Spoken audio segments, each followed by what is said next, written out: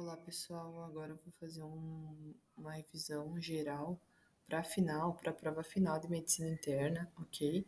Primeiro eu vou falar sobre alguns aspectos gerais do que a gente precisa saber e vou englobar a parcial 1, ok? E aí depois eu vou para as outras parciais e a gente estuda mais a parte cardíaca. Hoje eu vou falar sobre um pouco de impressão general, que é a ectoscopia, semiologia do tórax, edema, cianose periférica, todas essas coisas eu vou estar falando. Também vou dar um enfoque maior, assim, na questão da ectoscopia depois, a gente faz um resumo junto, eu vou escrevendo e vocês vão acompanhando, porque eu acho que ficou falho isso na faculdade e é uma coisa que faz muita diferença depois quando a gente for abordar os nossos pacientes, tá? Vamos lá. O que a gente precisa saber principalmente?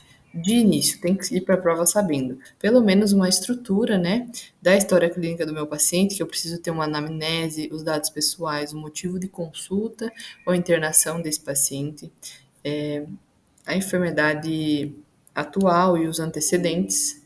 Eu preciso saber se esse meu paciente tem uma hipertensão, se ele tem diabetes, os hábitos alimentares, antecedentes hereditários familiares. Depois eu vou para o exame físico, faço um resumo semiológico, né? E aí eu tenho evolução diária e epicrises lá dentro da história clínica do paciente. Saber também sempre a semiologia da dor, que a gente tem o Alício, né? Que aí a gente fala da antiguidade, que é o tempo da dor, quantas horas de evolução, por exemplo, a localização, se está na fossa ilíaca direita, se está no flanco, se é dor epigástrica.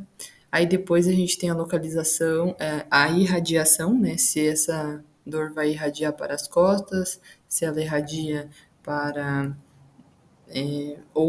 outra parte do abdômen, também de caráter, se é punçante, se é cólico, se é dolor sordo, né, que se fala. E aí também a intensidade, de 0 a 10, a gente sempre pergunta para o paciente, e aí leve, moderado ou grave, e os atenuantes, se sentado, caminhando, se ao falar, como que piora ou melhora essa dor, ok? Também a gente tem que descrever, saber, pelo menos, a diferença entre a dor somática e visceral. Isso aqui tudo está no livro, ok? Só peguei e tirei um print que eu coloquei aqui pra gente saber mais ou menos. A diferença entre dor somática e visceral, que a dor somática vai ser de característica aguda e punçante, ok? Começo e finalização rápidos, ou seja, insidioso. E a visceral já vai ser urente, vaga e mais tardia. Os limites dessa dor também vão ser diferentes. Por exemplo, na dor visceral, a gente tem uma dor imprecisa, onde eu não vou saber localizar, onde meu paciente não vai saber certamente onde está essa dor e também pode ser referida, ou seja, o problema está em um órgão, mas a dor vai se referir em outro local, ok? E aí os mecanismos que geram esse tipo de dor, por exemplo, a dor visceral, a gente tem principalmente no abdômen, né? E ela está disposta como distensão, isquemia, inflamações, por exemplo, abdômen agudo quirúrgico. E aí os mecanismos que geram a dor somática seria traumatismo, temperaturas extremas e também a inflamação. Seguindo então, característica da dor e alguns exemplos que o doutor sempre pode colocar na nossa prova lá, como a dor desgarrante, que é a dor do aneurisma, dissecante, que já caiu na prova, e é uma coisa simples da gente responder. A dor pulsante pode ser um abscesso, um furúnculo, a dor cólico, que a gente sabe muito bem, que são as cólicas renais, né? E também urente e queimante, sempre, muitas vezes, ligada a herpes zoster ou a úlcera gastroduodenal. Essas são principais. E caso clínico, que se fala de dor transfixiante, não pode esquecer da pancreatite aguda, ok? Vamos seguindo, então. Basicamente isso. Outra coisa importante é a febre. Vamos saber da febre. A gente tem que saber que a temperatura corporal, em medida, seria de 36,8 ou mais ou menos um 0,4 grau, em relação à medida na cavidade bucal, né? Porém, quando a gente fala em temperatura axilar, isso pode se modificar a partir de 37,4 e acima. E aí depende de alguns livros, né? Mas eu coloquei aqui o que fala no livro, assim, para vocês irem lendo e ver. Mas a temperatura pode variar. Inclusive, a temperatura varia com o ciclo circadiano. A gente tem que saber que durante a manhã ela pode estar diminuída e depois, de acordo com o tempo, como o dia vai seguindo, ela pode aumentar, ok? Outra coisa, a gente tem que saber os tipos das febres, né? Como que é uma febre recorrente, como que são os picos febris da febre recorrente. Por exemplo, na febre quartana, que a gente chama, nós temos picos febris em intervalo de 72 horas. E aí, em que tipo de paciente, enfermidade, patologia, né? Eu vou ter a febre quartana? Em pacientes com paludismo, com malária. Ok? Lembrar das imagens, que pode cair na prova de novo, já caiu. Outros tipos de febre aqui, ó. Aí a gente tem a febre intermitente, a febre remitente. Intermitente, ela desce e sobe, ela varia muito. Ó, ela varia, ela vai de 39, volta para 36, volta para 39. Então ela varia muito, a intermitente. E a remitente, não, ela tem um pico, né? Um pico aqui, como a gente vê, ó, 40 graus, e depois ela diminui, porém ela mantém. Ela mantém, o paciente se mantém febril, ele não tem um estado afebril. Já na intermitente, nós chegamos a ter o estado afebril nesse paciente. Seguindo então, aqui a febre recorrente novamente, endromedário. Isso eu peguei tudo no livro, tá? Vocês podem olhar lá melhor. E aí, depois falando sobre já cianose, saber também as causas de cianose, que nós temos cianose central, periférica e mista. Qual que a gente vai estar com causas pulmonares, causas generalizadas, causas cardiovasculares, por exemplo. Na cianose central, ela é principalmente de causa pulmonar, né? Questão pneumonia, bronquites, pneumotórax grave e alterações na hemoglobina. Lembrar que a cianose ela se dá por alterações na hemoglobina, tanto a periférica como a central, porém as manifestações e causas que são diferentes, ok? Aí na periférica ela pode ser generalizada ou localizada e a cianose periférica ela tem uma etiologia mais grave, digamos assim. Para recordar melhor, a gente poderia associar que a periférica tem etiologia grave, ou seja, insuficiência cardíaca, um choque cardiogênico, o tamponamento cardíaco, aí uma trombose venosa profunda, obstruções arteriais, vasculite. E a mista, nós temos tetralogia de Fallot, que é importante saber, e pode ser também por comunicação interventricular ou interauricular. Ou seja, bom, aí quando a gente fala de edema, nós não podemos esquecer, edema já é outro tema, tá? Diferente da cianose. A gente não pode esquecer da lei de Starling, que sempre se fala, e as 4 circunstâncias clínicas que podem levar ao meu edema, que é o aumento da pressão hidrostática venosa, diminuição da pressão oncótica, e aumento da permeabilidade capilar e diminuição da reabsorção linfática. Ok? Isso é importante também saber. E aí depois nós temos a classificação desse edema, os graus do edema, né? Grau 1, grau 2, grau 3, grau 4. Não esquecer do signo de fóvea. Aí no grau 1 tem uma leve depressão, não tem distorção visível do contorno e a desaparição é instantânea. Então aí já não tem godê, né? Grau 2, depressão até 4 milímetros e desaparição em 15 segundos. Grau 3, depressão 6 milímetros e recuperação da forma em 1 minuto. Como que eu vou gravar isso? Aqui é importante recordar assim. Vamos lá. Grau 1, desaparece instantâneo. Grau 2, desaparece em 15 segundos. O grau 3, eu tenho 1 minuto. Demora 1 minuto. E o grau 4 é mais de 1 minuto. Tem que pensar assim que a gente consegue recordar. Diagnóstico diferencial de edema, segundo a simetria, se ele é simétrico, se ele é assimétrico.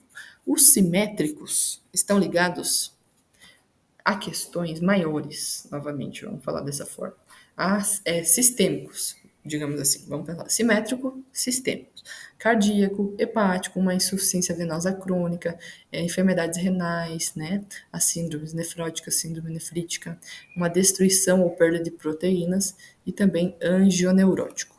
E os assimétricos já são diferentes, por exemplo. Quando eu tenho uma trombose venosa profunda, se eu tiver ela na perna esquerda, o meu edema vai ser somente ali, naquela área da perna esquerda. Vocês entendem? Traumáticos, inflamatórios, algumas vasculites, o linfedema, ou seja, os assimétricos, eles já têm uma afetação local. Aí aqui a gente tem um fluxograma que explica mais ou menos, né, como que acontece para mim fazer o diagnóstico do meu paciente com edema.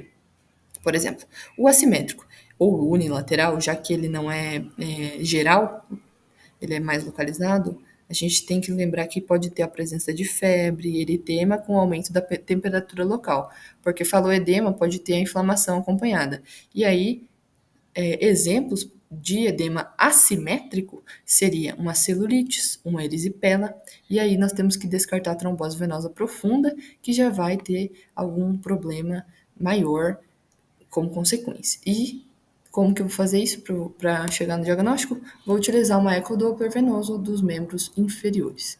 Nos edemas simétricos ou bilaterais, e aí depois nós temos a anasarca, que também é generalizado, a gente tem outras manifestações. Nós podemos ter, quando for de origem cardiovascular, cardíaca, ingurgitação jugular, uma hepatomegalia, pode estar presente o ritmo de galope, e aí a gente confirma a insuficiência cardíaca com um ecocardiograma, Doppler.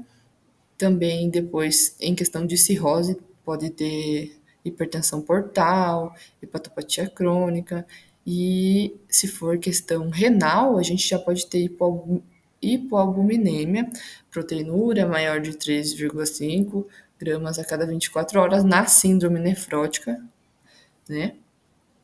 E também síndrome de má absorção. E aí a gente vai, a partir disso, a gente consegue achar o diagnóstico, a causa do edema.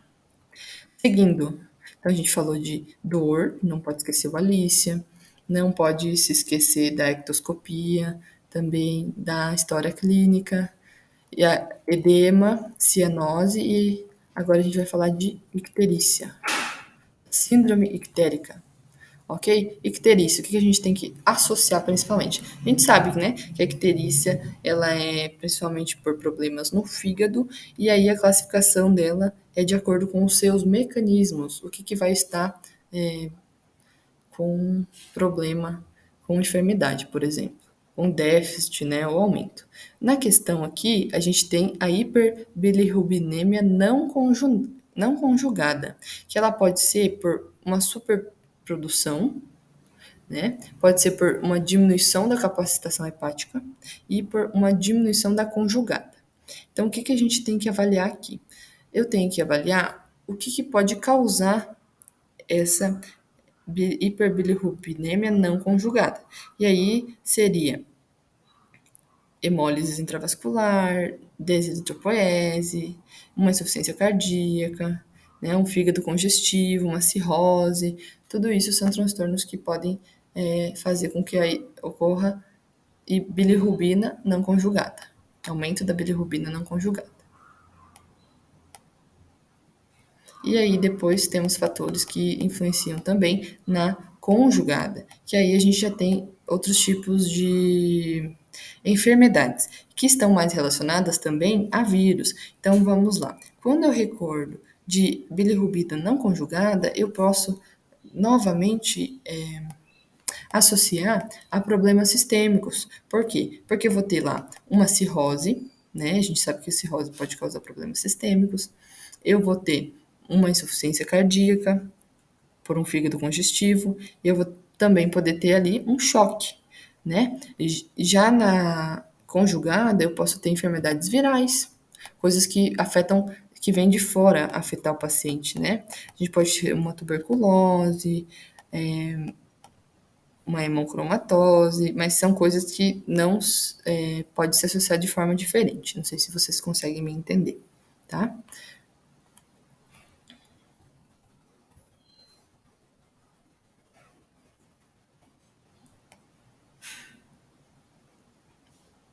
Bom, aí continuando, a gente tem aqui também o diagnóstico diferencial. O que é uma icterícia e o que é uma pseudoicterícia, por exemplo? Pode colocar lá, falso e verdadeiro. Para ser icterícia, eu preciso ter uma hiperbilirrubinemia maior de 1 mg por decilitro. Falso, porque a icterícia é a partir de 2 mg por decilitro, ok? Isso está no livro.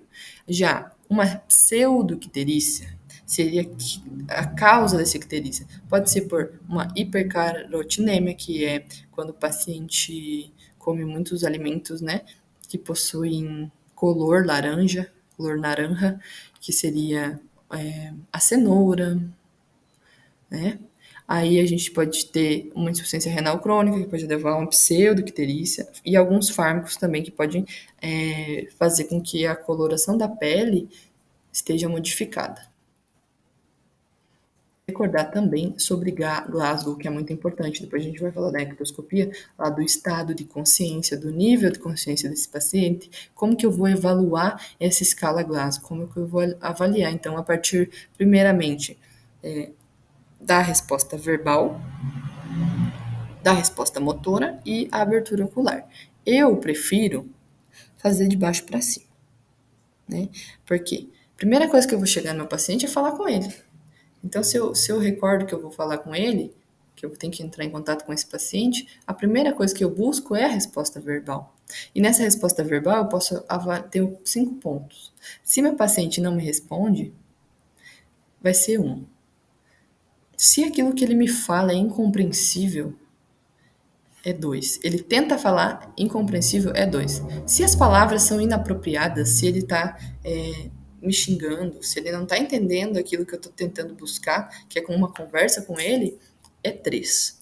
E se for uma conversação meio confusa, mas que ele me pelo menos fala que sabe que está aqui no hospital, eu já posso dizer que é 4. E se meu paciente está bem orientado, se ele me fala o nome dele, se ele me explica onde que está a dor, o que que ele está sentindo, é 5. Então, o Glasgow sempre é analisar. A primeira coisa que eu faço no meu paciente é chegar a conversar com ele. Então, eu vou analisar primeiro a resposta verbal. Se ele me respondeu bem na resposta verbal, se ele está orientado, se eu tenho 5, o que que eu posso esperar da minha resposta motora?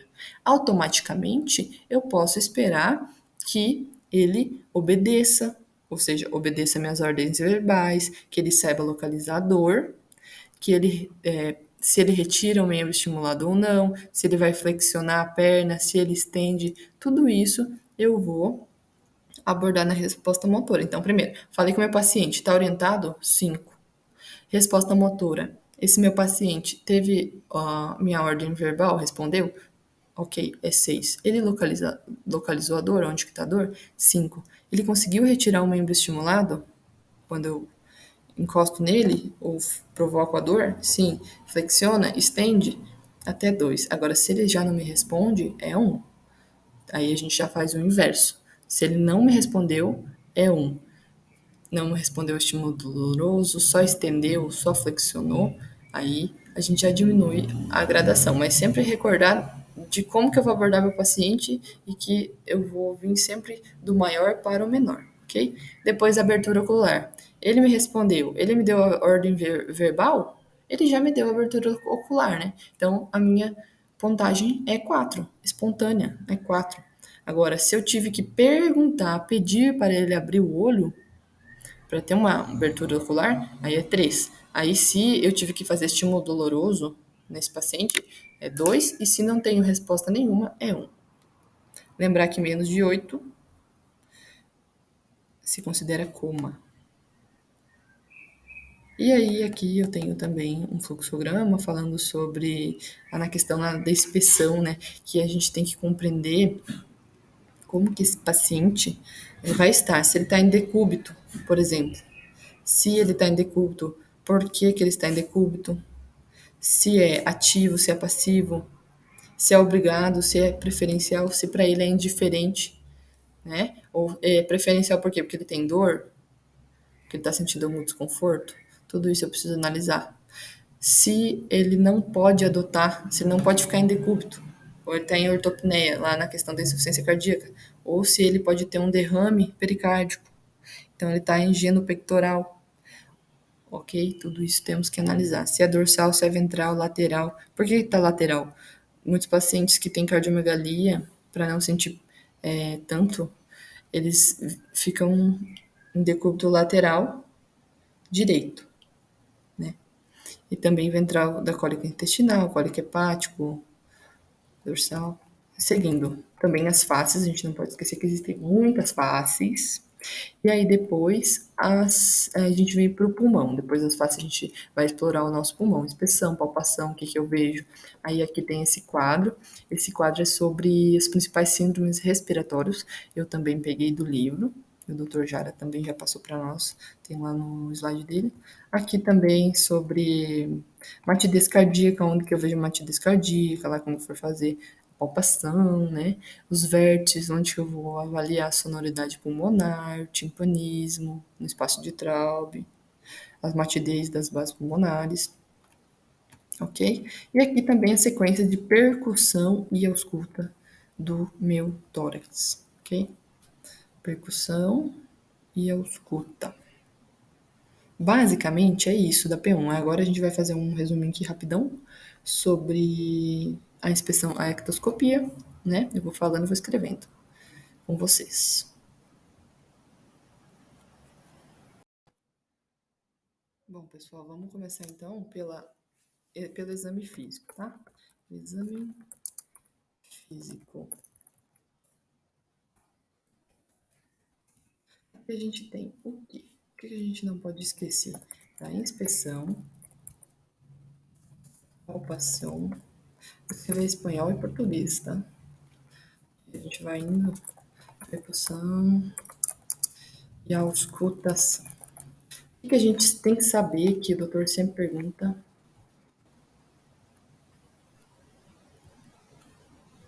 é o seguinte. Na inspeção é olhar, né? Aquilo que eu vou ver. Então, se eu cheguei no meu paciente, vou ver, primeira coisa, o estado nutricional do meu paciente, a cor, como que está o aspecto da pele, como é a distribuição pilosa e também a marcha.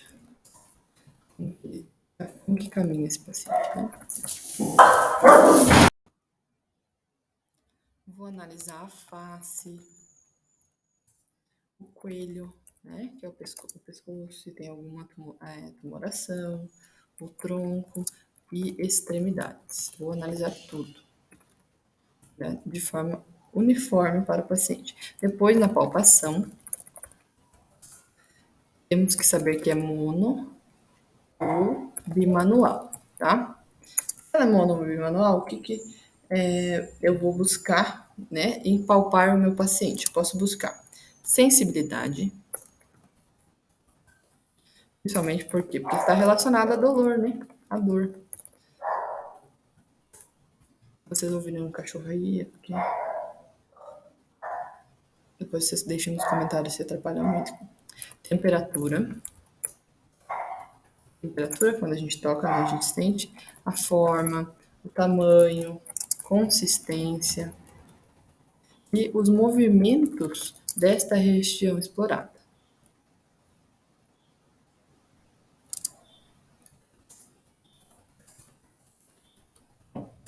Aí depois, o que eu vou saber a partir disso? Principalmente na palpação, eu busco dor, né?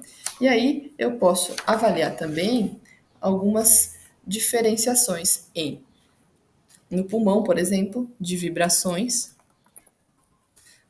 vocais, que também se sente na palpação. O frote pleural, se eu sinto ou não, né, paciente, quando é o roce entre as pleuras, né? O latido cardíaco, de grandes vasos também, pode estar relacionado. A expansão respiratória, no caso do pulmão.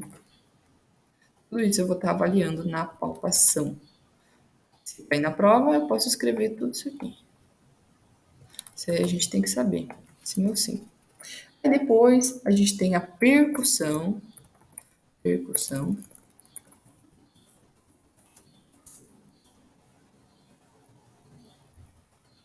caso da percussão, o que que eu vou avaliar? Eu tenho que saber que a técnica dígito, dígito, digital. Essa técnica dígito digital me permite fazer o quê? Permite avaliar sonoridade, timpanismo, matidez, submatidez, depende de acordo com o que eu estiver explorando, né?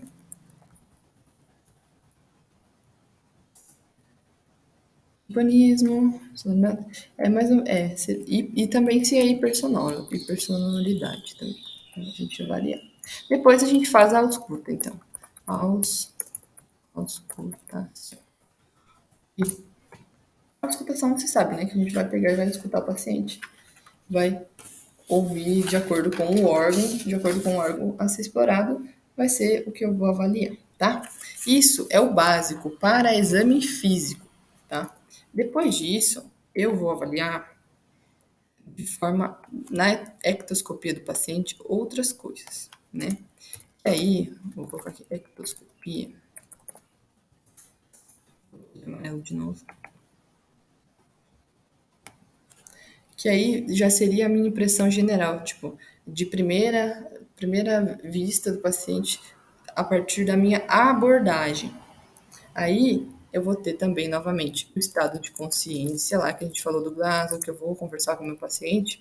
E dentro desse estado de consciência, que é a maneira como eu vou começar a anamnese, né? Que eu vou perguntar, vou ver se ele está consciente ou não, como que está a percepção dele, se ele está no ambiente, né? Se ele tem capacidade do nível de consciência e contenido de consciência.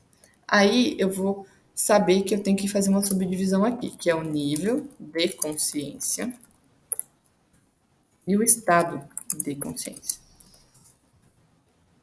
Desculpa, estado. E o contenido de consciência. Tá?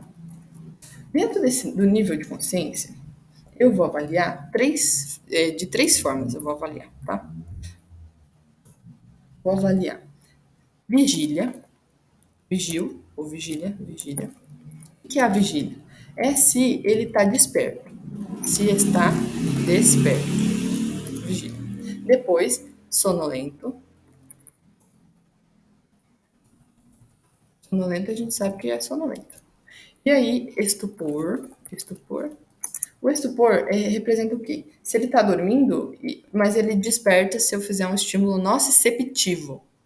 Ok? Ou seja, paciente dormindo, pero se desperta a estímulo. A estímulo. Ok, a estímulo tá bom. Sonolência, estupor e coma. O coma ele não se desperta a nenhum estímulo. Não se desperta.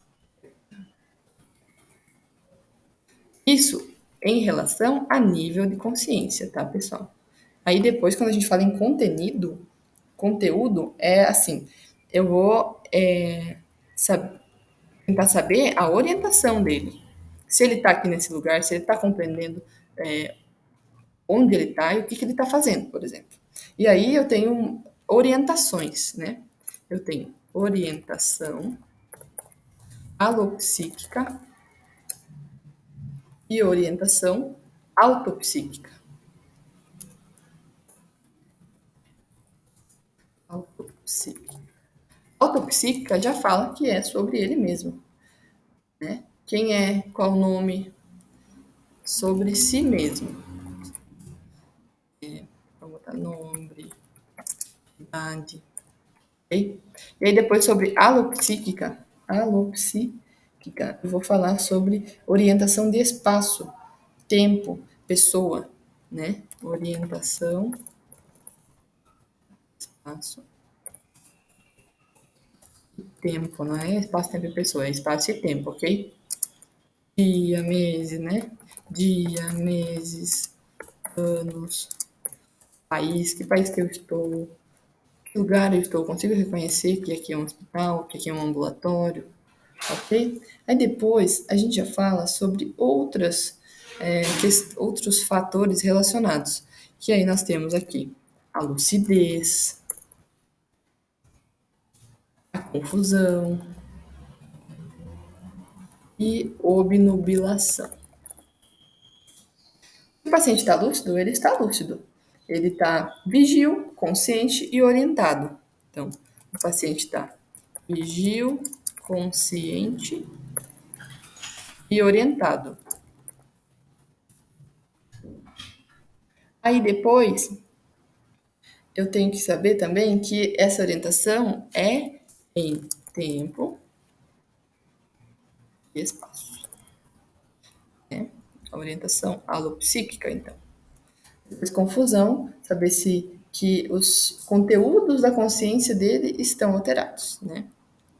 Conteúdos de consciência alterados. Ou seja, ele pode estar ansioso, esse paciente pode estar agressivo. Depois, na obnubilação, a gente tem uma redução desse conteúdo.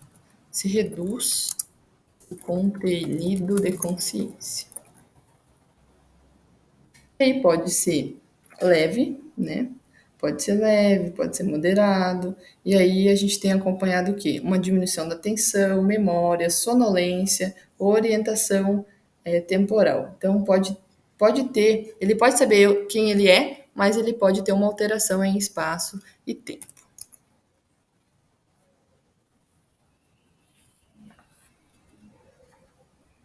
Aí a partir disso, isso é tudo na ectoscopia. A partir disso eu vou ter o Glasgow. Aí aqui eu faço a avaliação do Glasgow. A gente falou lá primeiro.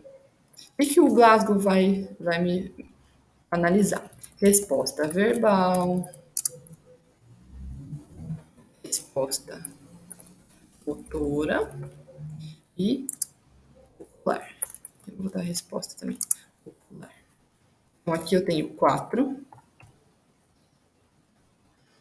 eu tenho 6 e aqui eu tenho 5, que finaliza os 15, tá? Rapidinho, só um resumo assim para vocês entenderem. Depois da estado de consciência, eu vou avaliar a atitude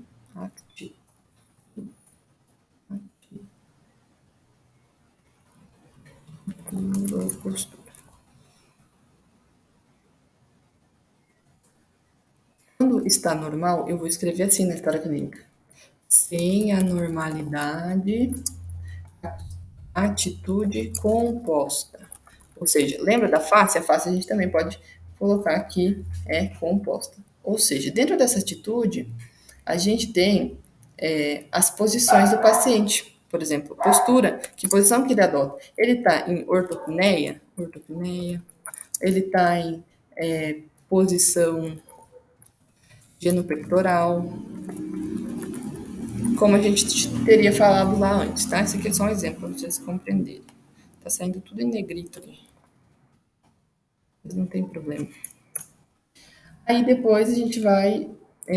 Aqui a gente não pode esquecer também sobre a dor. Posição antálgica. Posição antálgica. Não pode ir para o quinto ano sem saber fazer esse tipo de coisa. Básico. Decúbito. Bom, sobre decúbito, eu vou descrever se ele é ativo, ou passivo, né? Se ele está conseguindo se movimentar na cama e tal. Vamos lá. O decúbito ativo, meu paciente pode ser indiferente, preferencial ou obrigado, como eu tinha falado lá antes, lá naquele fluxograma. Tá? E aí, isso depende da patologia, né, das condições desse paciente, se é voluntário, se ele tem dor, se ele tem dísnea. E aí, continuando também sobre essas variedades de atitude ou postura, a gente tem decúbito dorsal, ventral ou lateral, tá? Decúbito dorsal, ventral ou lateral. Mas aí, isso vai depender depois da patologia, né, do que está incomodando esse paciente. Os hábitos. Quando a gente fala em hábitos, eu quero descrever, dentro dos hábitos eu tenho que fazer o quê? Eu tenho que analisar o aspecto físico e os segmentos corporais desse paciente. Então, vai ter brevilíneo, longilíneo e mediolíneo. Ou também se pode se chamar de normolíneo, tá? Quando eu falo em brevilíneo, vamos colocar características principais assim, que seria a baixa estatura, cabeça curta, joelho grosso e curto, e o abdômen também, abdômen pode estar volumoso, né? Voluminoso. Por quê? Porque está relacionado a paciente obeso. Depois a gente tem o longilíneo. E aí, só pela palavra a gente já pode colocar, né? Que a estatura vai ser alta estatura, a cabeça vai ser mais alargada. O coelho também vai ser largo e delgado. Esse paciente também vai ter tendência a ser magro, né? O abdômen dele vai ser plano. Continuando, no mediolino, a gente tem. Mediolino é assim, seria mais normal, né? Então, a estatura. Mais normal não existe mais. Estatura mediana. Proporções harmônicas. Extremidade vai ser harmônica com o restante do corpo. E, inclusive, o aspecto, ele vai ter um aspecto general atlético. Forte e atlético. E sobre hábito seria isso. Depois as faces. As faces a gente sabe que tem muitas faces. Né? As faces pode ser normal ou composta. E aí, existem muitas faces. Aí a gente tem faces anêmica. Eu vou colocar só os nomes. Em alas de mariposa. Cushingoide. Mitral. Ictérica. Renal. Hipotiroideia. Entre tantas outras faces que a gente tem. Seguindo, a gente tem face miastênica, tiroidiana. A gente também vai ter que avaliar o estado nutricional desse paciente, né? Estado nutricional. Como que faz essa avaliação? Através do IMC. Então, vou avaliar se meu paciente está em sobrepeso, né? Sobrepeso, o IMC vai ser mais de 25. Obeso é mais de 30. Isso aqui está tudo no livro, ok? Seguindo, então, a gente vai ter também o estado de hidratação. Eu tô falando disso tudo porque é muito importante a gente saber. Isso aqui é base. Se quiserem, vocês pulam e vêm para o próximo vídeo. Vamos, seguindo. Estado de hidratação. Vou avaliar a hidratação desse paciente. Ele pode estar sobre-hidratado. Quando a gente fala sobre-hidratado, o que eu vou ter? Edema, fóvea, godê. E também desidratado. Se tem sobre-hidratação, a gente não pode esquecer, paciente sobre-hidratado vai ter o signo de godê, fóvea, que a gente chama. Fóvea também. E aí, lembrar que o sinal principal é que o edema é o aumento do líquido extracelular intersticial, né? Do interstício. E aí ele é determinado pela pressão hidrostática e oncótica.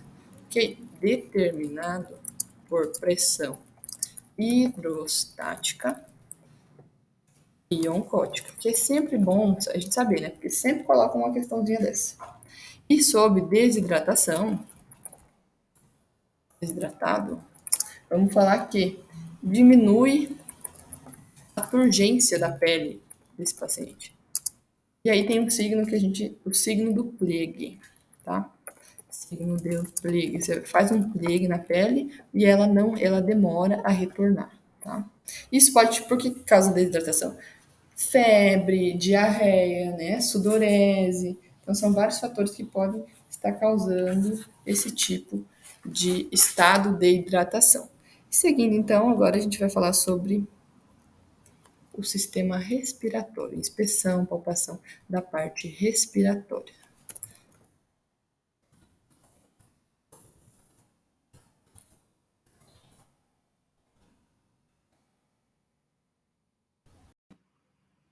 Bom, vamos lá. Vou começar pelo exame físico do tórax, tá, pessoal? Deixa eu arrumar aqui meu microfone, que senão vocês não vão me ouvir. Sobre o exame físico do tórax, do aparato respiratório, né?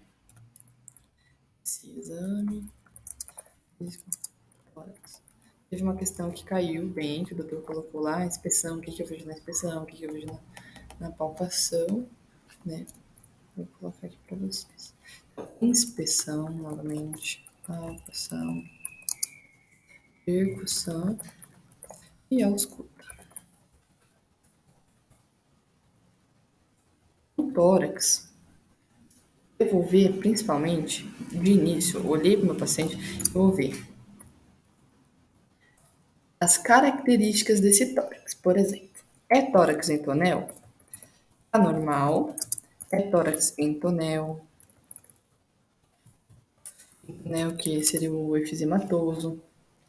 Se ele tem peito escavato, escavato, que é aquele peito escavado, né, para dentro, assim, profundo. Eu também vou observar aleteio nasal, que principalmente se presenta em pacientes asmáticos, né? Cianose, se ele está com cianose, paciente abotagado azul lá da bronquites, né? Frequência respiratória também, a frequência respiratória que tem que ser de 12 a 24 por minuto, né? Por minuto. Aí também vamos ver o tipo de respiração, se ela é tóraco-abdominal, que aí nós temos mais presente nos homens, se é costo superior, né? Costal superior, em mulheres, e abdominal, que aí vai ser, quando é somente abdominal, é em ninhos, RNs, por exemplo. E aí também, o que mais que eu posso ver? Tiragens, né? Tiragens. Tal por fratura, se está presente, se está ausente, se tem circulação colateral. Tudo isso eu vejo também na inspeção do tórax, tá? Se tem tumor, cicatriz, alguma outra. Vou colocar aqui cicatriz também. Algumas outras características. A partir daí, eu vou ter também a palpação. E aí, na palpação, eu posso verificar elasticidade, expansão, vibrações vocais que a gente sente lá, pede o paciente falar 33, roce pleural,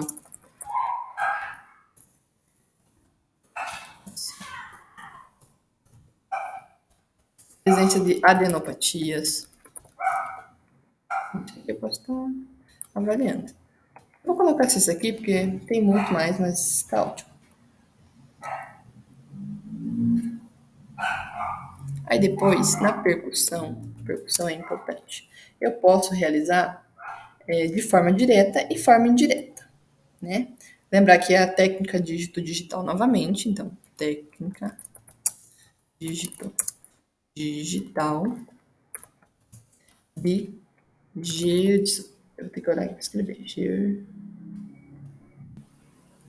Gerhard, se eu não escrever errado, né? E aí, a forma direta vai ser golpeando o tórax com o pulpejo na mão percutora, e indireta é com o pulpejo do dedo médio de uma mão, onde eu percuto sobre a outra. Então, indireta é uma mão sobre a outra, direta e indireta. É isso que eu preciso saber disso aqui, basicamente. Agora, o que eu preciso saber sobre o que encontrar, o que eu vou encontrar na minha percussão? Vai ser a ressonância ou sonoridade. Então, vamos ver. Vou encontrar sonoridade, vou analisar, né? Sonoridade. Matidez. Aí dentro da sonoridade vai entrar matidez, submatidez, hipersonoridade, se ele está hipersonoro, hipersonoro, e também timpanismo. Ok? Vamos lá. Vamos colocar umas características aqui. A matidez, eu tenho que saber que é curto, é um ruído curto e alto. Submate é um ruído intermédio, porém a sonoridade é normal, tá? Então, é um ruído intermédio, sonoridade normal. Só que aí, no caso do mate, esse mate pode ser sólido. Mate sólido. E o hipersonoro é mais intenso. Hiper, né? Sonoro. Intenso, vou botar só intenso. Intenso.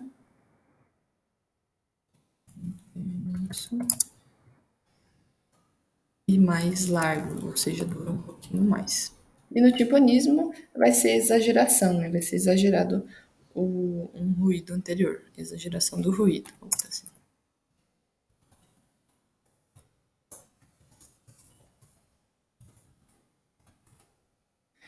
E aí seria isso. Aí, por exemplo, na auscultação, o que eu tenho que ver na auscultação?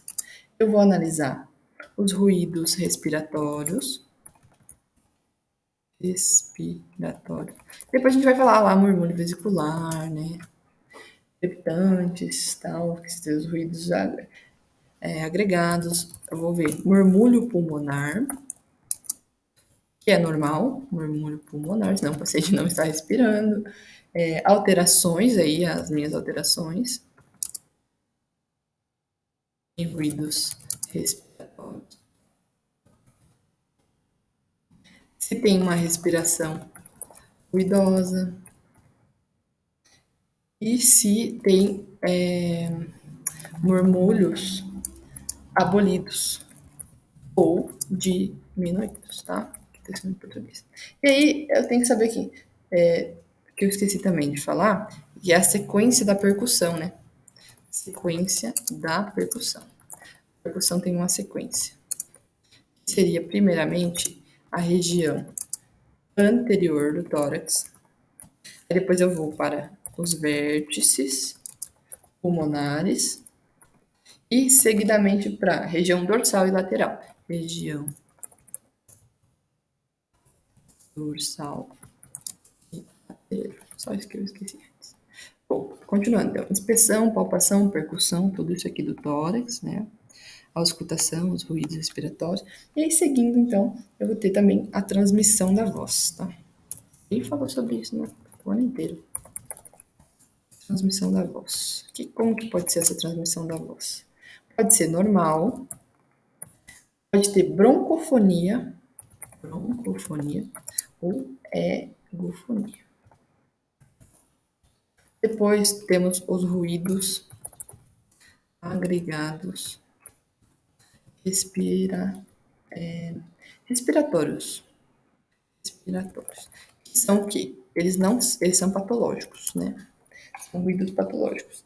Que aí nós temos roncos, sibilâncias, estridor, crepitação, frotes pleurales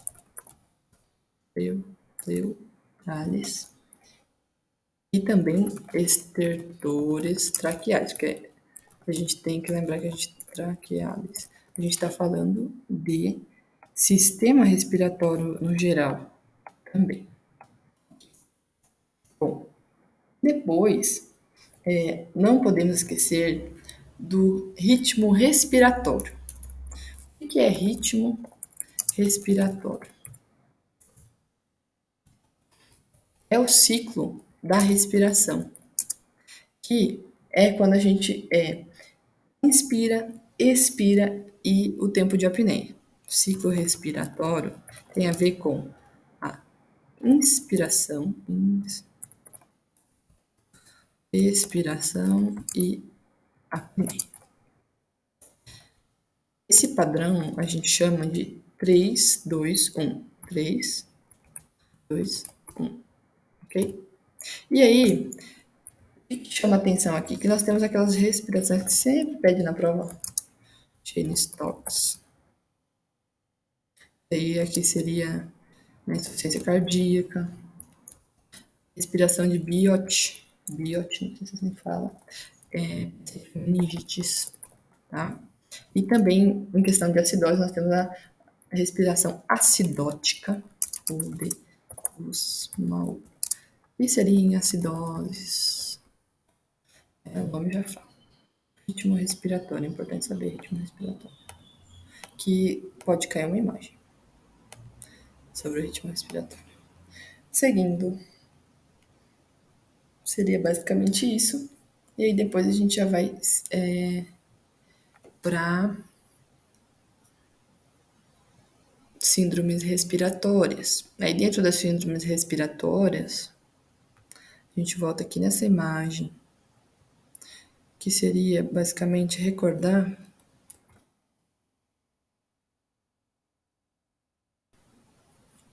as características de cada uma, né? Só que eu acho bem específico para a prova final. Então, o que eu tenho que saber? Citar síndromes respiratórias, que é síndrome bronquítico, síndrome de condensação, uma síndrome atelectásica, que eu sei que vai ter uma ventilação restritiva, eu sei que vai ter uma diminuição na minha elasticidade pulmonar, lá na minha palpação. Então, eu vou ter que sempre associar, né, a clínica da doença, né, aos meus os sintomas, por exemplo.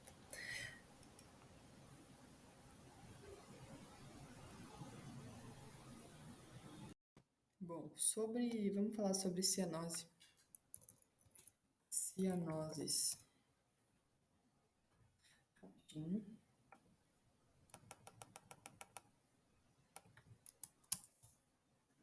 Bom, a cianose a gente sabe que é a cor azulada da pele. Vou contar pela coloração azulada pela pele, ok?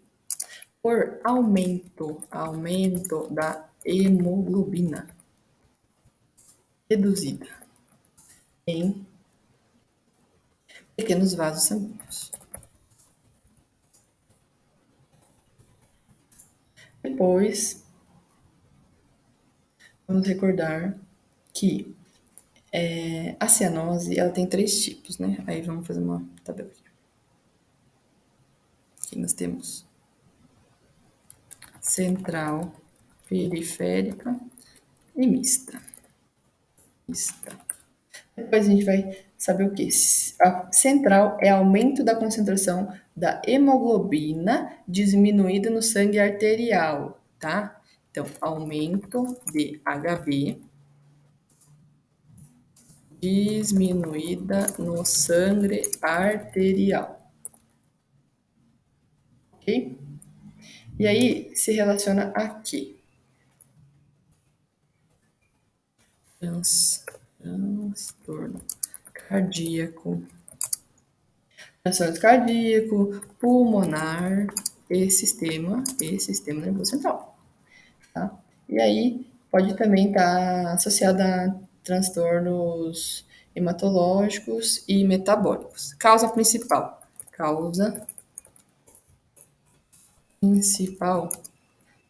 hipoventilação. Hipoventilação. A periférica, a gente tem que saber que ela é resultado do que? Diminui o fluxo sanguíneo periférico. E aí acontece vasoconstrição, ou seja, diminui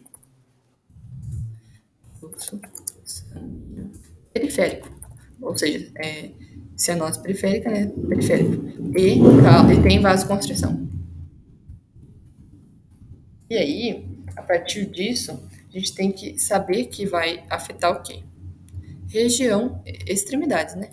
As extremidades. Então aí vai ter mão, manos, pés, peitos ungueais.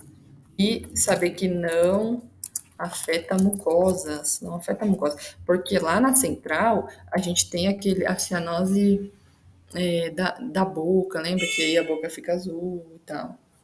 É diferente. Na periférica também pode se transformar em central, tá? E aí pode ter causas como, por exemplo, a gente pode ter um choque cardiogênico, tamponamento cardíaco, insuficiência cardíaca congestiva, né? Insuficiência cardíaca congestiva. E, por exemplo, general, quando acontece afetação geral. E aí pode ser localizada também, como a gente já falado antes lá, localizada. Na localizada, eu vou ter uma TVP, trombose venosa profunda, ou também uma obstrução arterial. Isso é o básico, tá? Seguindo, na mista, a gente tem mescla das duas. Então, nós temos instaura arterial e venosa, né? Que aí seria nossas causas arterial e venosa.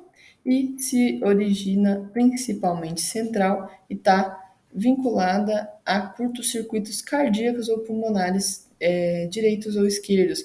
E aí vai ter uma entrada de sangue num setor de sangue venoso no setor arterial. E aí, como causa, nós temos a tetralogia de Fallot, comunicação interventricular e interauricular. E aí já está relacionada a causas mais específicas, né? Então, lá tiver alguma questão para marcar, falando sobre tetralogia de Fallot e comunicação interventricular e intraarterial, eu sei que a causa dessas enfermidades, essas patologias, da cianose, é essas patologias, ok? Aí na anamnese a gente tem que. O que a gente vai ver na anamnese da cianose? Anamnese geral, vamos botar aqui. Anamnese de cianose. Eu vou ter que ver as etiologias principais, né? Aí, de acordo com as etiologias, eu já tenho o tipo de cianose. E aí, os antecedentes de enfermidades, sejam elas cardíacas e pulmonares. Ou pulmonares.